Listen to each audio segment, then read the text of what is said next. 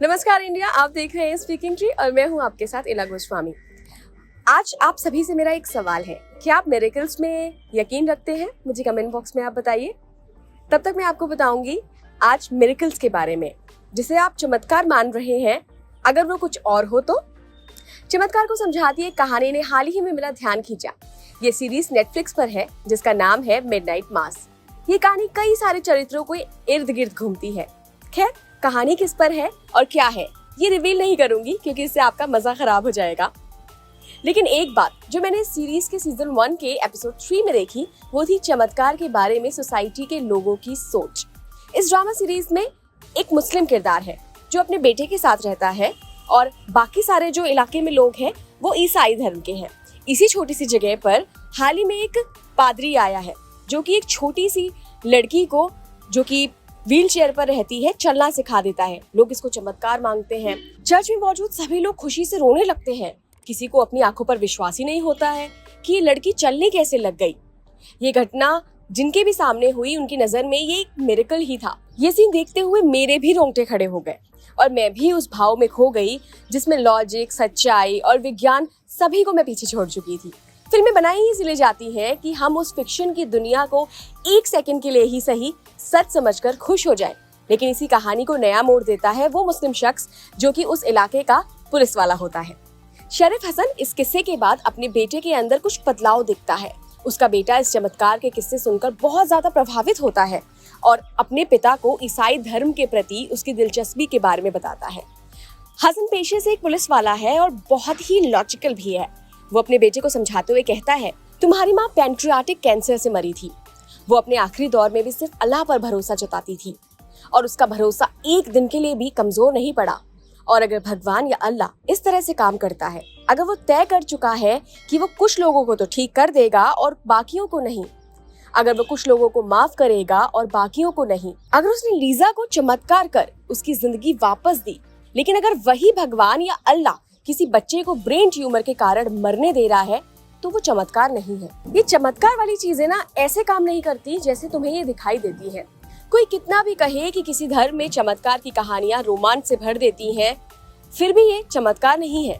कुल मिलाकर शरीफ हसन अपने बच्चे को बताना चाहता था कि चमत्कार अगर होते तो ईश्वर सिर्फ कुछ लोगों को ही क्यों इसके लिए चुनता, उसको क्यों नहीं जिसको इसकी सबसे ज्यादा जरूरत है, या फिर उसको जो उस पर आखिरी वक्त तक पूरा भरोसा रखता है और उस भरोसे के साथ मर भी जाता है।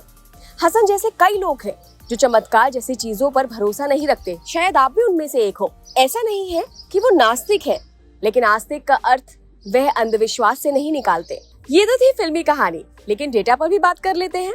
आपको जानकर हैरानी होगी कि सिर्फ भारत ही नहीं, अन्य देशों में भी लोग चमत्कारों को मानते हैं और ये आंकड़ा बहुत बड़ा है। पीयू रिसर्च सेंटर के मुताबिक लगभग 79% अमेरिकन चमत्कारों में विश्वास रखते हैं। वे ऐसी घटनाओं में भरोसा करते हैं जो प्रकृति के कानून और दायरे के बाहर हो, जिसका विज्ञान के पास कोई स्पष्टीकरण ही ना हो। आइए जानते हैं कि वैज्ञानिकों का इसमें क्या मानना है। अमेरिका की मशहूर लेखक एलन लाइटमैन से बात करते हुए नोबेल पुरस्कार विजेता जीव विज्ञानी डेविड बाल्टिमोर ने बताया कि अगर मुझे ये विश्वास करने का कोई भी रास्ता नहीं मिलता है कि चमत्कार हुआ है, तो क्या मैं इसे चमत्कार मान लूंगा? मुझे लगता है कि इसका जवाब है कि मैं तब भी ये नहीं मानूंगा कि ये चमत्कार है। ये सिर्फ वो घटना है जिसका परिणाम मुझे समझ नहीं आया। डेविड यहाँ ये कहना चाह रहे हैं कि विज्ञान चमत्कार जैसी किसी चीज को आंखों से देखने के बाद भी उसको चमत्कार नहीं मानता, बल्कि ये उस घटना के होने के पीछे छिपे कारण को ना समझ पाने की अपनी हद को बताता है। विज्ञान किसी अपाहिज लड़की के अचानक चल पाने के कारण को चमत्कार नहीं मानेगा, बल्कि वह इसको संयोग बताएगा। मेडिकल साइंस ने कभी भी किसी चमत्कार को नहीं माना, बल्कि उसका मानना यह है कि यह शरीर आपके मस्तिष्क और दिल की सुनता है। कुछ तरंगे ऐसी होती हैं जो हमें सही होने यानी कि रिकवर होने के लिए प्रेरित करती हैं। यही नहीं, कई बार हम लंबी बीमारी के बाद धीरे धीरे ठीक हो रहे होते हैं और अचानक से कोई प्रेरणा हमें 80% ठीक होने से 100% ठीक होने के उस 20% हिस्से को जम करा देती हैं। मुझे लगता है आप नहीं समझे, फिर से बताती हूँ आपको। मान लीजिए आप 80% ठीक हो चुके होते हैं, लेकिन 100% अभी नहीं हुए हैं, तो कोई मोटिवेशन ऐसा आपको मिला कि आप उस 100 को पार कर लेते हैं, यानी कि आप पूरी तरह से रिकवर हो जाते हैं। इस प्रेरणा को कुछ लोग चमत्कार मानते हैं तो कुछ इसे मात्र संयोग यानी कि कोइंसिडेंस।